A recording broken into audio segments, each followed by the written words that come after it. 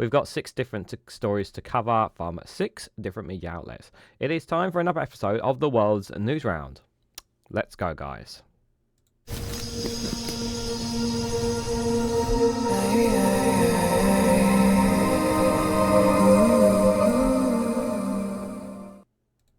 Good morning, good afternoon, good evening, wherever you are in the world. This is Reganelite here with another premiere video of the world's news round, where I cover various different news stories from outside the UK. The date and time of this recording is Saturday, the 11th of January, 2024, at about 9 a.m. UK time. Just for reference, we're going to be covering 6 stories, and they will be timestamped if there's any specific stories you want to read. The first one we'll be covering will be from Al Jazeera on Trump sentenced in the New York hush money case days before taking office.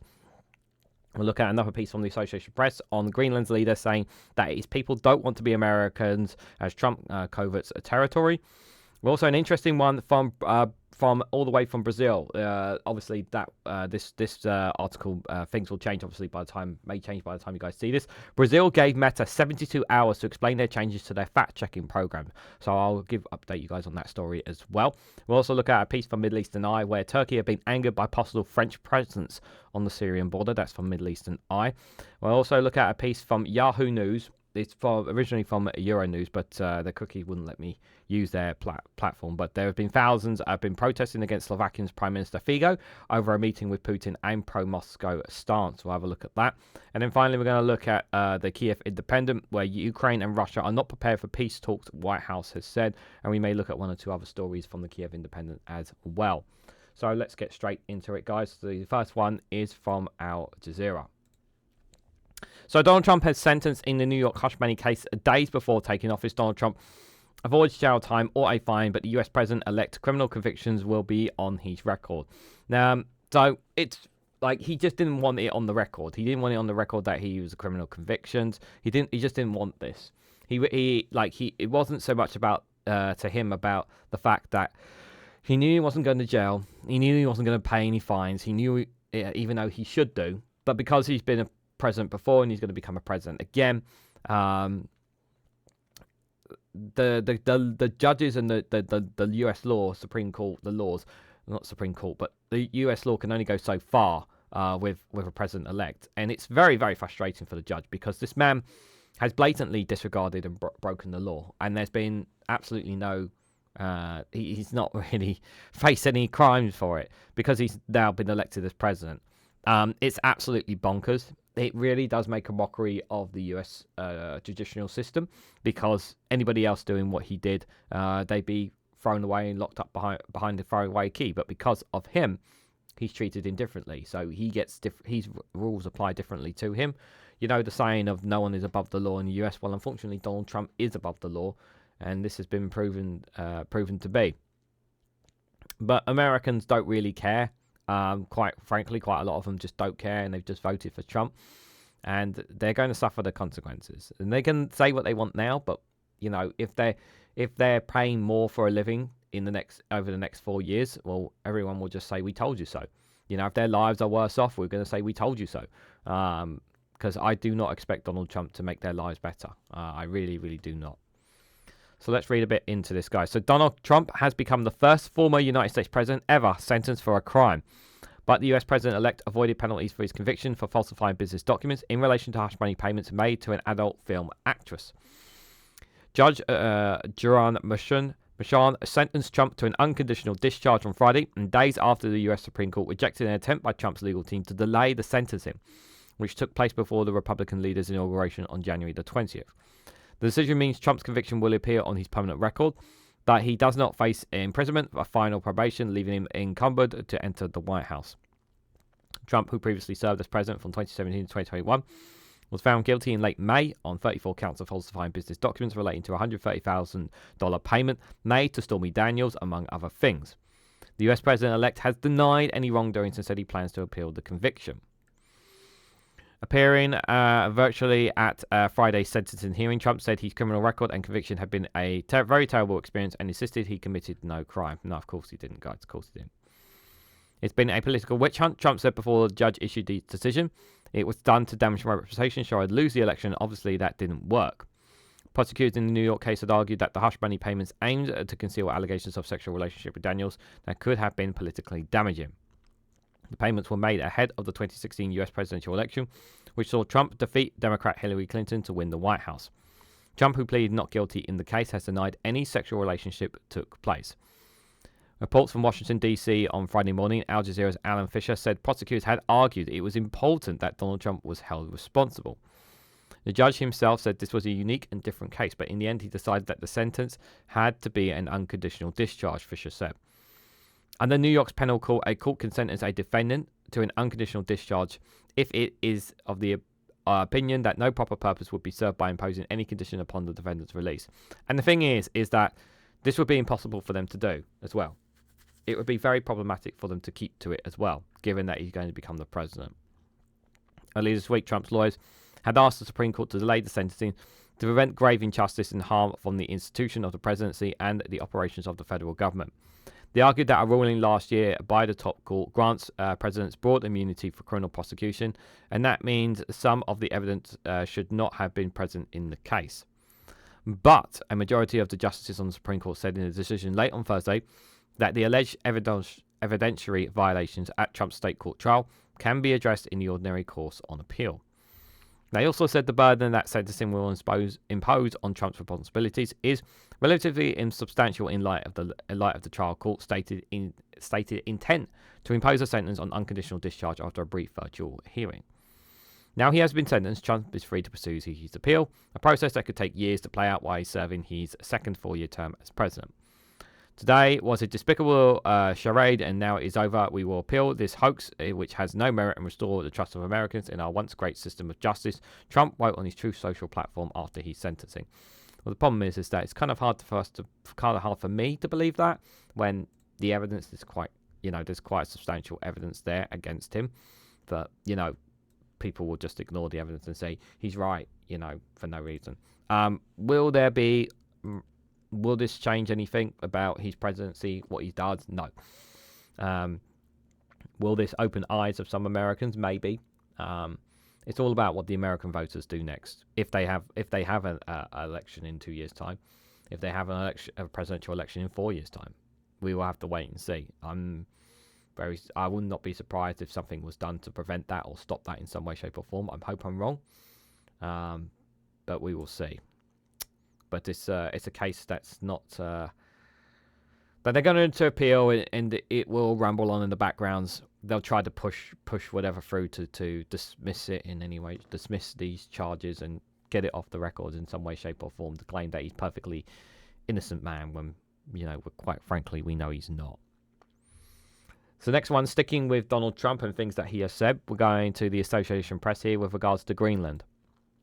So Greenland leader said its people don't want to be Americans as Trump coverts territory. So before I read into this, Greenland have a respectable relationship with Denmark. They're not like subjugated under Denmark or anything like that. But obviously because the country only has 57 roughly thousand population, and they rely obviously on a lot of imports for the economy. They only have one small town. Like, they're very localized. It's very community based. Everyone knows everyone, sort of thing. So they rely on Denmark for a lot of the economy. So there is a strong relationship there. Yes, of course, it was once part of once Denmark, but that's not the case anymore. Greenland became independent, and they've been very happy and peaceful ever since.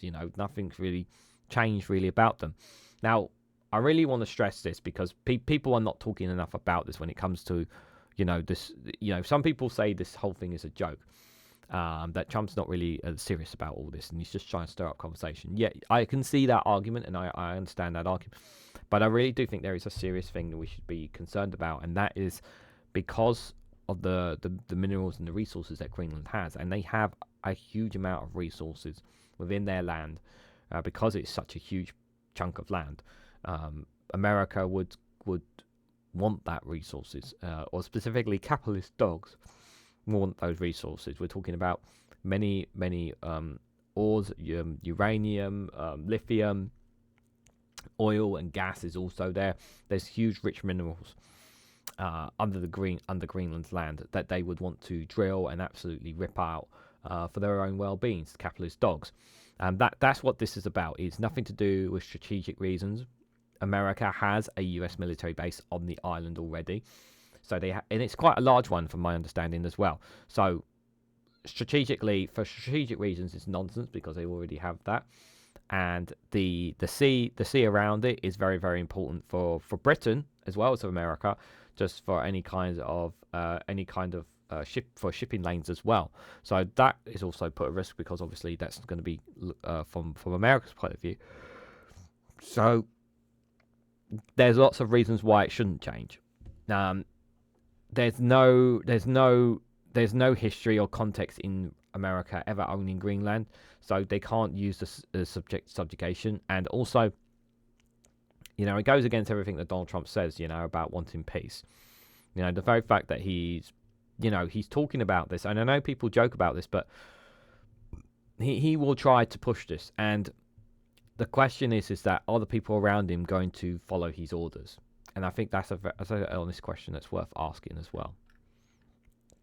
So Greenland's Prime Minister said on Friday that the mineral-rich Arctic territory people don't want to be Americans, but that he understands US President-elect Donald Trump's interested in the island given its strategic location and is open to greater cooperation with Washington.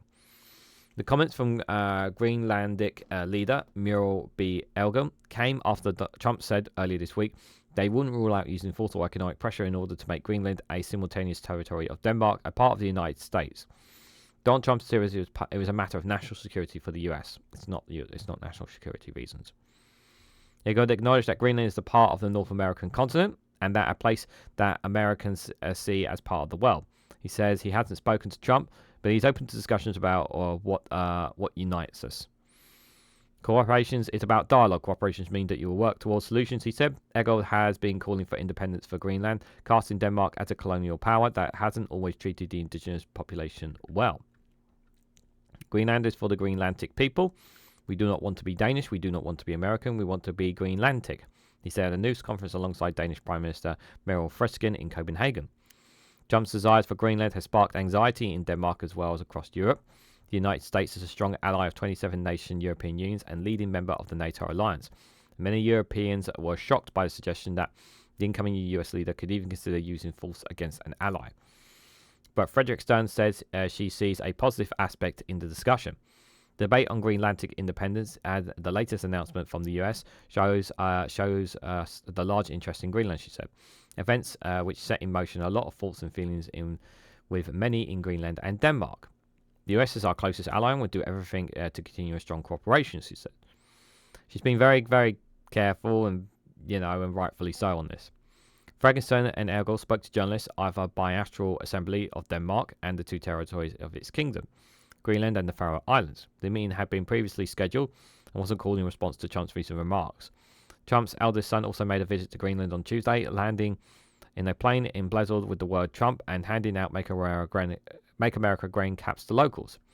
The Danish broadcaster DR reported on Friday that Trump's team encouraged homeless and socially disadvantaged people in Greenland to appear in a video wearing the MAGA hats after being offered a free meal in a nice restaurant. The report quoted a local resident, Tom Afro, who recognized some of those in the video broadcasted by Trump's teams. They are being bribed and it's deeply distasteful, he said. Greenland has a population of 57,000, but it's a vast territory possessing natural resources, including oil, gas, and rare earth elements, which are expected to become more accessible as ice melts because of the climate change.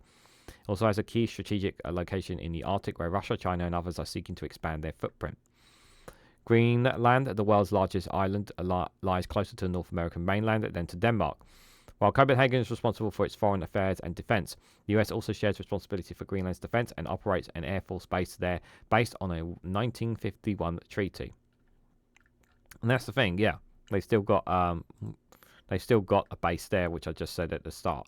So 57,000 population, yeah. So I was right about the population number, but do we see any big change? Do I actually see it? Like, I do think that they should have, like, the Greenland leader should actually, if possible, have a meeting with Donald Trump, like have a serious meeting and see what can be discussed. I don't know if they've had a phone call. They haven't. If they've had a phone call or had a discussion about this, I will not be surprised when Trump takes office that there will be a phone conversation with the territory, and see what discussions are heard and what we hear. Do I see them going straight after it as soon as he becomes president? No. But I don't think this is something that's going to go out of his mind. Like I said, this is about the resources. This is about American and capitalist dogs getting their hands on the resources. That's what this is about, because it's much harder for them to get their hands on some of those resources in Africa, but given the continent, the situation that it's in, and there's many wars and many wars and conflicts taking place across the continent, sadly.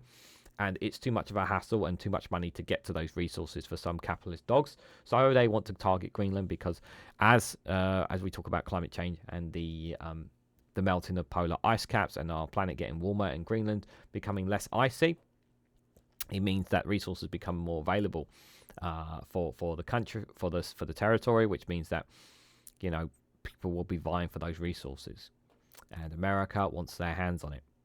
Let's make no mistake about it. This is about resources. This is not about strategic territory. Because if it was about strategic territory, they could maybe talk about expanding the US base there. But they don't need to acquire the land for strategic reasons. That's just nonsense.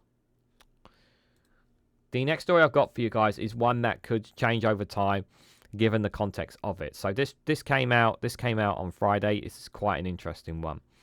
So Brazil gives Meta 72 hours to explain changes to its fact-checking program. So for a bit of context, so Meta are changing their fact-checking program to make it basically to give a bit more free speech sort of thing on its platform Meta. Now, many people have prompted this to abandon the platform as a direct result of this. Now, I don't engage in social medias on Meta anyway. I don't engage with it on Instagram or Facebook.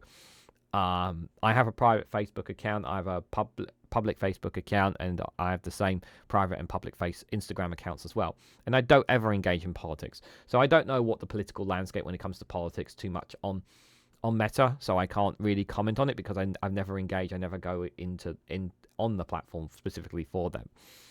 Even though that I do have a Facebook page which I publish my shorts on.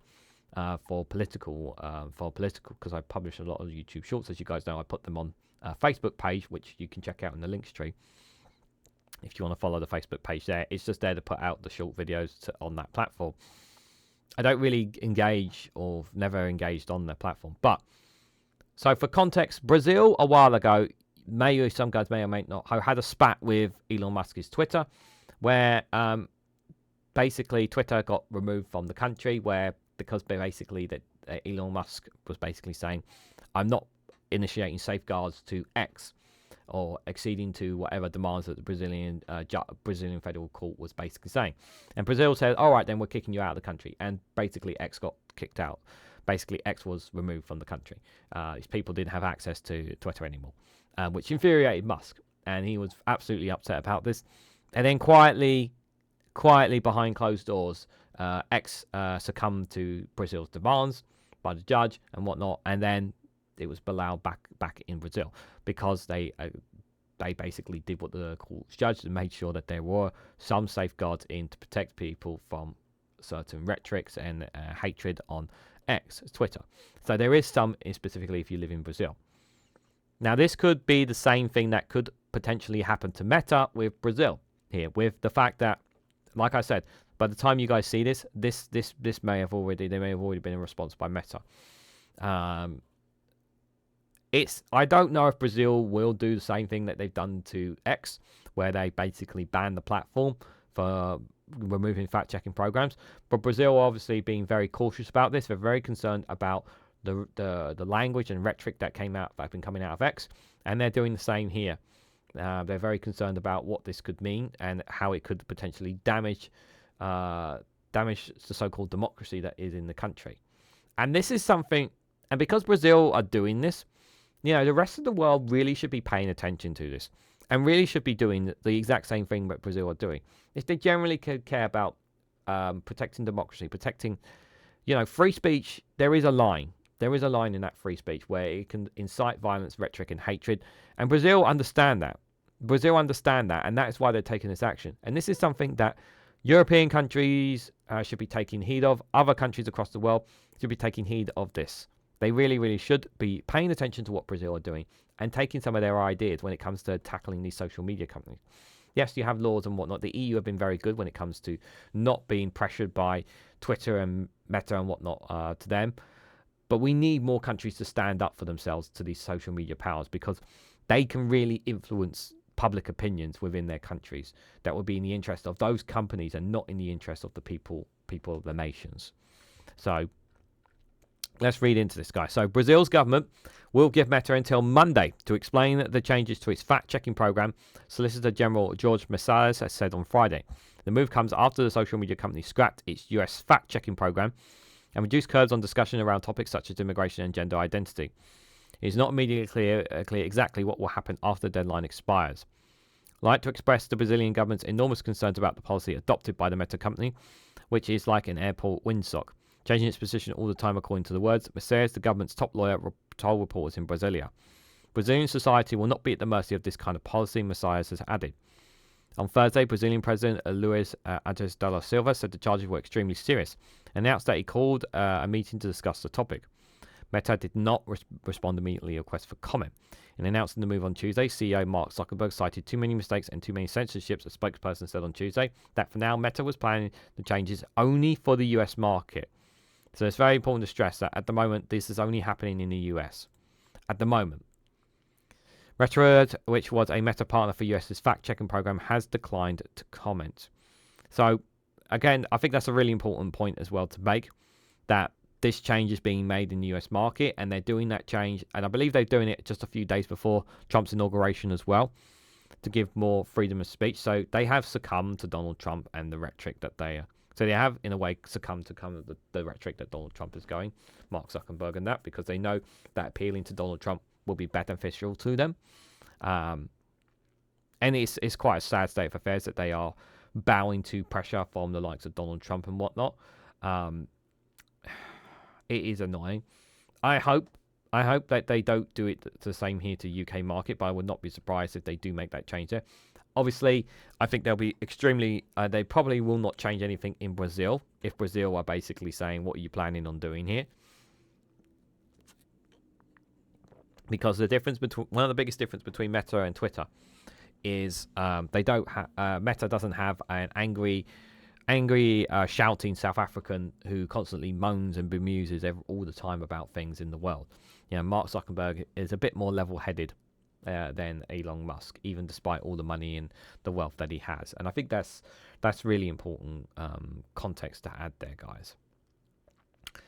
So, guys, I've only just got 3 more articles to go through here. Obviously, we haven't gone that long, but I do have one funny video I want to share with you guys as we go through on the world's news round. It's absolutely hilarious.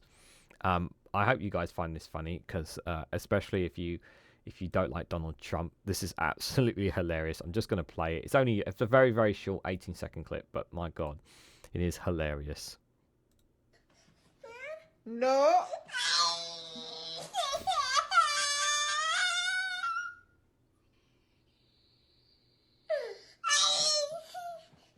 No.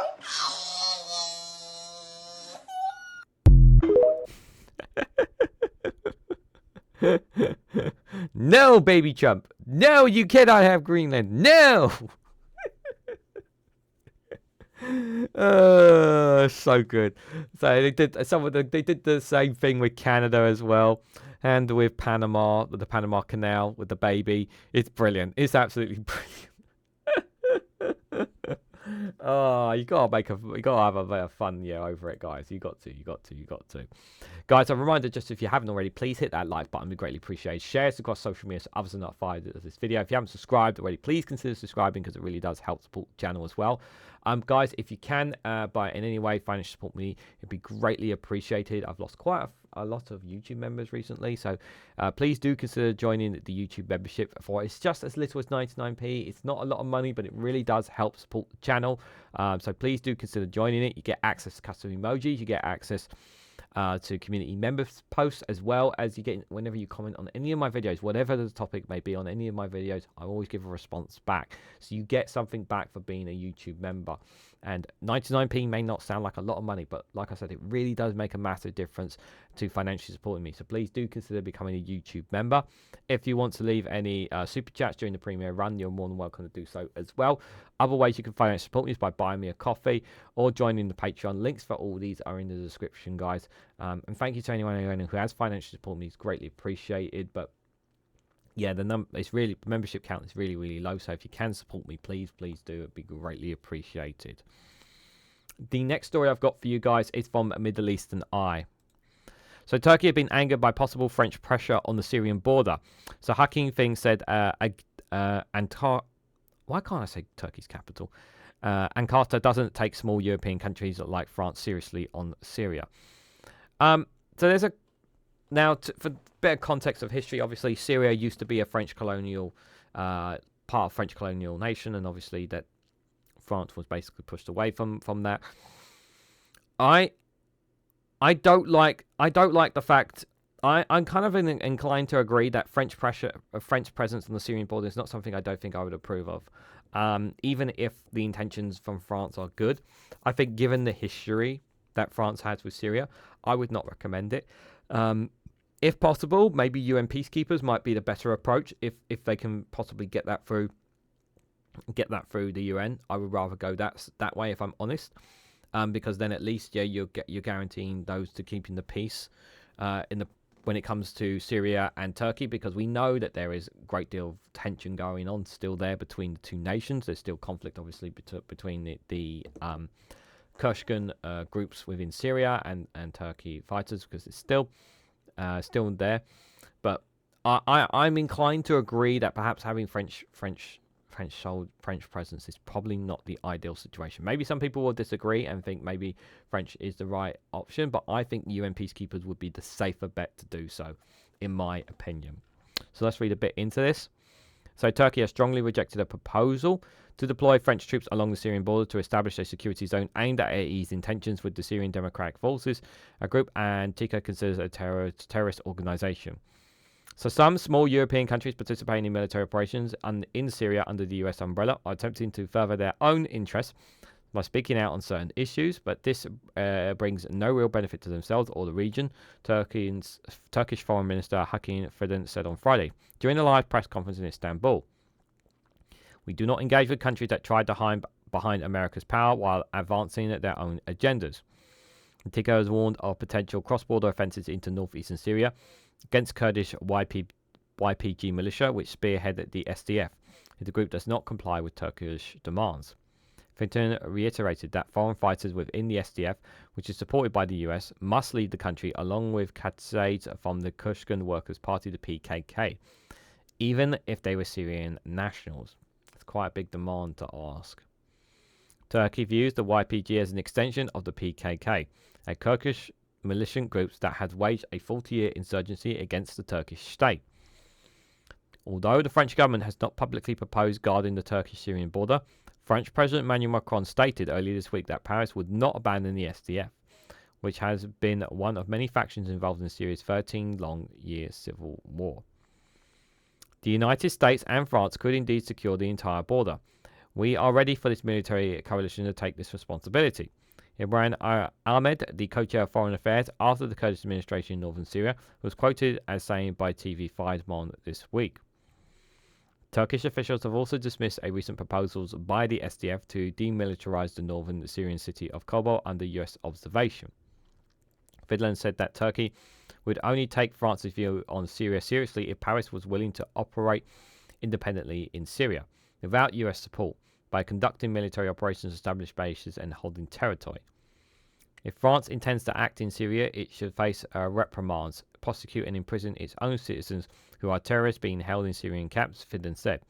You refuse to take responsibility for your own detainees while supporting the terrorists who hold them in prison. This stance is indefensible. France has often justified its support for the SDF, which has played a key role in defeating the Islamic State in Syria, citing the SDF's prison-run camps used to detain IS members and their families. This is a very complex and difficult situation here, and obviously the US support in this as well. I'm not sure what's going to happen here, but I don't think French presence, like I am inclined to agree that French presence is not a good idea, even if, yeah, because of the current situation. I don't know if the US are going to make a buffer zone. I do think UN peacekeepers is the better option. I don't have an issue with a demilitarized zone if an agreement can be made between Turkey, the Kurds, and the US. If you have a demilitarized zone, if that is the better proposal, I do think that should be something that should be discussed as well, because this long conflict and this war needs to stop for the benefit of the Kurdish people and the benefit of Turkey. I know there's a lot of history. Here, and the tensions have always been running high between them.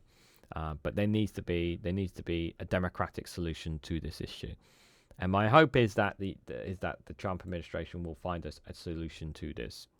But I'm not going to hold my breath on it. But I personally think UN peacekeepers are a solution, not French presence. But maybe some people will disagree. But we'll keep an eye on it. That is for sure, guys. The next story I've got for you guys is originally from Euronews, but I'm using Yahoo News to be able to cover it for you guys because it's bombarding me with cookies.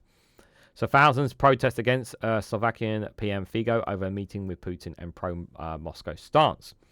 So demonstrations took place against Slovakian Prime Minister Robert Fico on Friday over his pro-Moscow stance, as well as his meeting with Russian President Vladimir Putin last month. So Friday's protest in Bratislava, the Slovak capital, came after the PM Fico's meeting with Putin, and a day after he threatened to cut financial aid for more than 130,000 Ukrainian refugees living in the country. In retaliation to Ukraine's decision to stop the delivery of Russian gas to Slovakia via its territory to Slovakia. Around 4,000 people held EU and Soviet flags and various signs, with some reading, "We are Europe" and "Treason." I refuse to let this country fall under Russian political influence. This is the indefinite audacity of our Prime Minister. One of the protesters, Lucy Slavina, was quoted to have told the crowd by local media. So, I don't know if I can play... I'm not going to play these down, but this is the protesters here. Held in protest there. But, like, here's the thing, right? They should have known that this was the kind. They should have, like, I hate to say this, but what were they expecting from this Prime Minister and his party when they voted them in? Like, what were they expecting? That is the question I have for them. Like, they should have expected this. I know it sounds daft to say this now, but you know, the word was out there was he was close to Putin. And it's come to fruition, and now thousands taking up in arms about it, and it's just like, you know, I hate to say this, but kind of told you so. And now they don't like it. Well, the reality is that's the situation that they're in. I know it's a frustrating one, but that is the situation they're in. I understand about the gas. I understand that they've been relying on Russian gas for so long, but the truth is, they really should have been looking for alternatives the moment that war kicked off. Like, I don't know what they've been doing. I don't know what alternatives they've been doing, if they've not been coordinating with other European nations and if they're getting gas from elsewhere. But they really should have, the moment that war kicked off in Slovakia, they really should have been looking for alternatives. And the fact that they've still been relying on that gas pipeline going through Ukraine, like, of course they were going to switch it off. They're not going to allow give Russia anything. Like, it makes logical sense. Them getting mad, the Prime Minister getting mad about Ukraine turning off the gas. It's like, well, what do you expect them to do? Like, they're at war with the goddamn country. The country's trying to wipe out Ukraine, for crying out loud. So, perfectly understandable for them to say that. So, but... The next story I've got for you guys is from the Kiev Independent here. An interesting one here. So Ukraine and Russia are not prepared for peace talks, the White House has said. So the US National Security Council spokesperson John Kirby said neither Russia nor Ukraine is currently prepared for negotiations to end the war, according to his comments in a briefing on January the 10th. So the President Volodymyr Zelensky had previously suggested that initial talks on resolving the war might involve US President-elect Donald Trump before potentially engaging with Russian President Vladimir Putin. This was not done with the expectations that it would become a bargaining chip and that could be taken off the table when Ukraine wants to sit down at this negotiation table. There is no expectation now that either side is ready for negotiations, Kirby said. The Ukraine Foreign Minister expects a Zelensky and Trump meeting soon after the upcoming inauguration. Also, Kirby stated recent US sanctions on Russia oil sector were not introduced as leverage for future peace talks, but were based on energy market forecasts. Kirby noted that earlier large-scale sanctions in this area were delayed to prevent domestic energy price hikes. The outgoing President Joe Biden's administration plans to introduce a big package of sanctions on Russia's shadow fleet and individuals, Reuters had reported on January 6, citing sources familiar with the matter. Despite weapon efforts to reduce Russia's income from oil funded in its war against Ukraine, Moscow has been able to bypass sanctions and sell Russian oil above the imposed price cap of $60 per barrel, with a build-up of a fleet of aging vessels and with dubious ownership. Let's just see some other reports in Ukraine. So, 806,000 troops, the General Staff has reported today here on Saturday. Obviously, they update this figure every single day. This is the numbers that they have. I know people don't take this. I know some people, especially when I put these out on every now and then on short videos, they don't take it seriously, but it gives us a rough estimation of what kind of numbers we're looking at for Russia. So Russia has lost 806,500 troops in Ukraine since the beginning of the full-scale invasion on February 24th, 2022. The General Staff of Ukraine's armed forces have reported on January the 11th. This number includes 1,570 casualties Russian forces suffered over the past day. According to the report, Russia has also lost 9,751 tanks, 20,000 armoured fighter vehicles, 33,000 vehicles and fuel tanks, 21,000 artillery systems, 1,200 multiple rocket launch systems, 1,042 air defense systems, 369 airplanes, 331 helicopters, 21,000 drones, nearly 22,000 drones to be precise, 28 ships and a boat, and 1 submarine. So those are numbers and statistics. They put it out every early morning in Ukraine. And just whether or not you want to take it seriously or not, that's entirely up to you. Russia claims it downed 85 Ukrainian drones. 2 apartment buildings reportedly have been damaged. The Russian Defense Ministry claimed on January 11th that its air defenses had intercepted or destroyed 85 Ukrainian drones flying into Russia overnight. In one of its regions that Moscow claimed it successfully countered a Ukrainian drone attack, the local authorities said a drone crashed into 5-floor apartment buildings in the town of Koskask in western Russia. The damage was minimal, but 3 people were likely injured by broken glass, according to Tamar's Oblast Governor Yevsky Poskov. The Kiev Independent could not independently verify all the claims. Using the homemade drone, Ukraine has targeted military sites, airfields and oil refineries deep in Russia to counter the much larger foe by trying to disrupt logistics in the rear. The Ukrainian side rarely reveals information about its attacks in Russia, making it difficult to assess the scale of the attack. So this is footage that purpose to show the aftermath of the drone crash. Here, so apparently this is on the night of it here. This literally the day overnight, from our time. The Russian Defense Ministry claimed that 31 drones were destroyed over the Black Sea, 16 over Voskin Oblast and Kashanor Krai, 14 over the Azov Sea, 4 over Belagov Oblast, 2 over Tambov Oblast, and 1 over Kursk Oblast, and 1 over Russian-occupied Ukraine peninsula of Crimea. The intense Ukrainian long-range drone attacks over 2024 show Russia's air defense vulnerabilities. From what we can tell, it's no longer a secret. Ukrainian long-range unmanned aerial vehicles can hypothetically operate up to 2,000 kilometers. Ukraine's military intelligence HUR spokesperson Andrei Yoska said on December 27, 2024. In turn, Russia will regularly target Ukrainian cities, villages, and infrastructure with drones and missiles, often resulting in civilian casualties. 2 civilians were killed and 12 injured were over on the past day, authorities have said there. Another piece here from the Kiev Independent. NATO won't endorse Trump's 5% spending target, but ready for an increase, Reuters has reported. NATO allies are unlikely to meet the US President-elect Donald Trump's proposed spending target of 5% of GDP, but are open to an increase from to the current 2%, Reuters reported on January 10th, citing comments from officials and analysis from various NATO countries. On January the 7th, Trump called for an increase in the NATO spending target to 5% of GDP, up from NATO's current target of 2%. Other NATO allies have urged increased spending in response to Russia's full-scale invasion of Ukraine. I think NATO should have 5%, Trump said at a news conference in Florida, confirming earlier reports about the incoming president's urging allies to raise defense spending in a benchmark no NATO member has reached as of now, including the US. While many NATO members are not open to a 5% spending target, With many NATO allies are open to increasing the spending target to widely agree upon targets. NATO members may agree to increase their spending target to 3% of GDP, Reuters have reported. It seems there will be a shift. I don't think it will be 5%, which would be impossible for almost every nation in the world right now. But it will be 2%, which we are always struggling to reach. But it will be to more than 2. Italian Defense Minister Gallardo Crosco had told Reuters.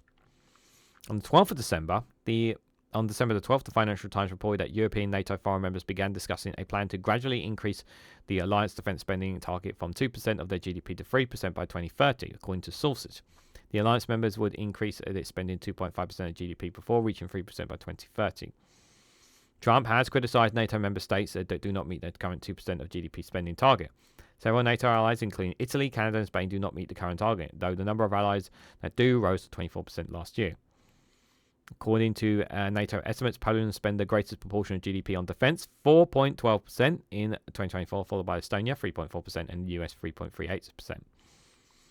In face of Russia's war, Ukraine has drastically increased its defense spending despite not being a part of NATO.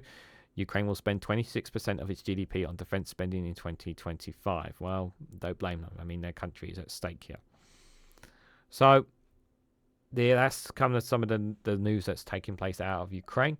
Obviously, when the inauguration happens, which is not too far away now, it's what happens after that, the meetings that Trump will have with Zelensky, the conversations that we will have with President Putin, and will there be... I still have this belief that there will be peace by the end of this year. I really hope so. I'm still holding on to that belief. Even though there have been some playing down of it, I'm still hopeful of it, even though despite the White House are saying it's unlikely. Because if there isn't, then Ukraine may... There is this possibility that if it continues and America pulls the plug on Ukraine, then Ukraine could cease to exist. That's entirely possible as well. I hope not. I really hope not, but we'll have to wait and see, you guys. So, guys, that's all the stories that we covered here on the World's News Round. What did you guys think of some of the stories that we covered here? We covered quite a variety of stories.